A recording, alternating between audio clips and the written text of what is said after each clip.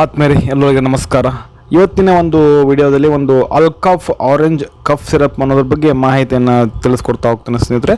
ಈ ಒಂದು ಅಲ್ಕಾಫ್ orange cough syrup ಮಾಡಿರ್ತಕ್ಕಂಥ ಒಂದು ಏನು ಮ್ಯಾನುಫ್ಯಾಕ್ಚರ್ ಮಾಡಿರ್ತಕ್ಕಂಥ ಒಂದು ಕಂಪನಿ ಬಂದುಬಿಟ್ಟು ಅಲ್ಕೆಮ್ ಲ್ಯಾಬ್ರೋಟರೀಸ್ ಲಿಮಿಟೆಡ್ ಅನ್ನುವಂಥ ಒಂದು ಕಂಪ್ನಿ ತಯಾರು ಮಾಡ್ತು.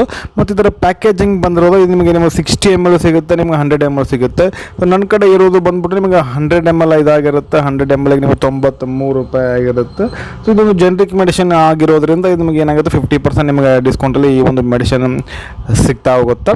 ಮತ್ತು ಇದರ ಒಂದು ಕಾಂಪೋಸಿಷನ್ ಮತ್ತು ಇದರ ಒಂದು ಮಾಲಿಕ್ಯೂಲ್ ನೇಮ್ ಬಂದುಬಿಟ್ಟು each 5 ml contains bromhexine hydrochloride 2 mg ಇರುತ್ತೆ.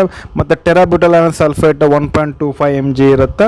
ಮತ್ತು ಗುಯಿ ಪೆನ್ಷನ್ IP 50 mg ಇರುತ್ತೆ. ಮೆಂಥಾಲ್ 0.5 mg ಇರುತ್ತೆ. ಇದು ಸಿರಪ್ ಬೇಸ್ ಆಗುತ್ತೆ. ಕಲರ್ ಬಂದುಬಿಟ್ಟು ಸನ್ಸೆಟ್ ಎಲ್ಲೋ PCF ಆಗಿರುತ್ತೆ. ಸ್ನೇಹಿತರೆ, ಇದು ಯಾವ ರೀತಿ ಕೆಲಸ ಮಾಡುತ್ತೆ ಅಂತಂದರೆ, ಈ ಒಂದು ಬ್ರೋಮೋಹೆಕ್ಸಿನ್ ಬಂದುಬಿಟ್ಟು ಇದು ಮಿಕೋಲಿಟಿಕ್ ಕೆಲಸ ಮಾಡುತ್ತೆ. ಟೆರಾಬ್ಯುಟೈಲ್ ಸಲ್ಫೇಟ್ ಬಂದುಬಿಟ್ಟು ಇದು ಬ್ರಾಂಕೋಡೈಲೇಟ್ ಆದ ಕೆಲಸ ಮಾಡುತ್ತೆ. ಮತ್ತು ಗುಯಿ ಪೆನ್ಷನ್ ಬಂದ್ಬಿಟ್ಟು ಇದು ಎಕ್ಸ್ಪೆಕ್ಟರೆಂಟ್ ಆಗಿ ಈ ಒಂದು ಸಿರಪ್ಪಲ್ಲಿ ಈ ಒಂದು ಕೆಲಸ ಮಾಡುತ್ತಂತ ಹೇಳ್ತೇನೆ. ಮತ್ತು ಇದರ ಒಂದು ಬೆನಿಫಿಟ್ಸ್ ಮತ್ತು ಯೂಸಸ್ ನೋಡಿದ್ರೆ, ಇದು ಅಲ್ಕಾಫ್ ಆರೆಂಜ್ ಕಪ್ ಸಿರಪ್ ಬಂದುಬಿಟ್ಟು ಇದು ಹೆಸರು ಹೇಳುವಾಗ ಒಂದು ಕಪ್ ಸಿರಪ್ ಆಗಿ ಕೆಲಸ ಮಾಡೋದು. ಕಫ್ ಬಂತಂದ್ರೆ ದೊಡ್ಡವರಿಗೆ, ಸಣ್ಣ ಮಕ್ಕಳಿಗೆ ಅಂತ ಅಲ್ಲ ಇದು. ಸೊ ದೊಡ್ಡ ವ್ಯಕ್ತಿ ಅಂದರೆ ದೊಡ್ಡ ಒಂದು 18 ವರ್ಷ ಮೇಲ್ಪಟ್ಟಿಗೆ ಈ ಒಂದು ಸಿರಪ್ಪನ್ನು ನೀವು ಕೊಡಬಹುದು. ಕಫ್ ಇತ್ತಂದ್ರೆ ಅಥವಾ ಕಫನ್ನು ಕರಗಿಸಿ ಹೊರಗೆ ಹಾಕ್ಬೇಕಂತಂದ್ರೆ ಈ ಒಂದು ಸಿರಪ್ಪನ್ನು ಕೊಡಬಹುದು. ಇದರ ಜೊತೆಗೆ ಮತ್ತು ಇನ್ನು ಏನಾದರೂ ಒಂದು ರನ್ನಿಂಗ್ ನೋಸ್ ಮತ್ತು ಸ್ನೀಸಿಂಗ್, ಇಚ್ಚಿಂಗ್, ವಾಟರಿ ಐಸ್ ಇತ್ತಂತಂದ್ರೂ ಸಹ ಈ ಒಂದು ಸಿರಪ್ಪನ್ನು ನೀವು 18 ವರ್ಷ ಮೇಲ್ಪಟ್ಟಿಗೆ ಒಂದು ಯಾರು ಇರುತ್ತಲ್ಲ ಅವರಿಗೆ ನೀವು ಕೊಡಬಹುದು. ಮತ್ತು ಇದರ ಒಂದು ಸ್ಟೋರೇಜ್ ಕಂಡೀಷನ್ ನೋಡೋದಂದರೆ, ಇದರ ಒಂದು ಸ್ಟೋರೇಜ್ ಕಂಡೀಷನ್ ಬಂದುಬಿಟ್ಟು ನಿಮಗೆ ಪ್ರೊಟೆಕ್ಟ್ ಫ್ರಮ್ ಲೈಟಿಂದ ಏನು ಮಾಡೋಕೆ ಸ್ವಲ್ಪ ದೂರ ಇಡಬೇಕಾಗತ್ತೆ ಈ ಒಂದು ಸಿರಪ್ಪನ್ನು ನೀವು. ನೆಕ್ಸ್ಟ್ ಬಂದುಬಿಟ್ಟು ಇದರ ಒಂದು ಒಂದು 30 ಡಿಗ್ರಿ ಸೆಲ್ಸಿಯಸ್ ಮ್ಯಾಗ ಹೋಗ್ಕೋಬಾರ್ದು ಟೆಂಪ್ರೇಚರ್. ಅದರ ಒಳಗಡೆ ಇತ್ತಂದರೆ ನಿಮಗೆ ಈ ಒಂದು ಸಿರಪ್ ಸ್ಟೋರೇಜ್ ಇದಾಗಿರುತ್ತೆ.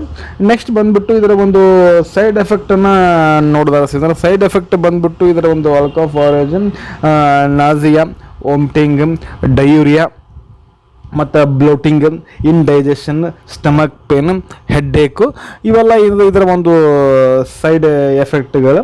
ಮತ್ತು ಹಾಗಾದರೆ ಇದನ್ನು ಯಾವ ರೀತಿ ತೆಗೆದುಕೊಳ್ಳಬೇಕಪ್ಪ ಅಂತಂದರೆ, ಇದನ್ನು ನೀವು 18 ವರ್ಷ ಮೇಲ್ಪಟ್ಟು ಎಲ್ಲರೂ ತೆಗೆದುಕೊಳ್ಬೋದು. ದಿನಕ್ಕೆ 3 ಟೈಮ್ ತೆಗೆದುಕೊಳ್ಬೇಕಾಗತ್ತೆ. ಅಂದರೆ 10 ml ಅಂತ 10 ml ಬೆಳಗ್ಗೆ ಮಧ್ಯಾಹ್ನ ರಾತ್ರಿ ನೀವು ಒಂದು ಅಂದರೆ 2 ಚಮಚೆ ಬೆಳಗ್ಗೆ ಮಧ್ಯಾಹ್ನ ರಾತ್ರಿ ಒಂದು 3 ದಿನ ನೀವು ಈ ಒಂದು ಸಿರಪ್ಪನ್ನು ನೀವು ತೆಗೆದುಕೊಳ್ಬೋದು. ನೆಕ್ಸ್ಟ್ ಬಂದುಬಿಟ್ಟು ಏನಾದರೂ ಒಂದು ಟಿಪ್ಸನ್ನು, ಪ್ರಿಕಾಷನ್ಸ್, ವಾರ್ನಿಂಗ್ಸನ್ನು ನೋಡೋದಂದರೆ, ಸೊ ಈ ಒಂದು ಸಿರಪ್ ಬಂದುಬಿಟ್ಟು ಮಕ್ಕಳಿಂದ ಏನು ಮಾಡಬೇಕು, ಈ ಒಂದು ಸಿರಪ್ಪನ್ನು ನೀವು ದೂರ ಇಡಬೇಕಾಗತ್ತೆ.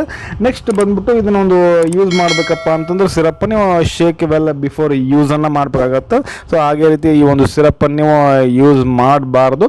ನೆಕ್ಸ್ಟ್ ಬಂದುಬಿಟ್ಟು ಇದನ್ನು ನೀವು ಓಪನ್ ಮಾಡಿರ್ತೀರಲ್ಲ ಈ ಒಂದು ಸಿರಪ್ಪನ್ನು, ಸೊ ಈ ರೀತಿ ಇದನ್ನು ಏನು ಮಾಡಬೇಕು, ಮತ್ತು ರೀಫಿಟ್ಟಾಗಿ ವೆಲ್ಲನ್ನು ಚೆನ್ನಾಗಿ ಕ್ಲೋಸ್ ಮಾಡಿ ಇಡಬೇಕಾಗತ್ತೆ ಈ ಒಂದು ಸಿರಪ್ಪನ್ನು ಸ್ನೇಹಿತರೆ.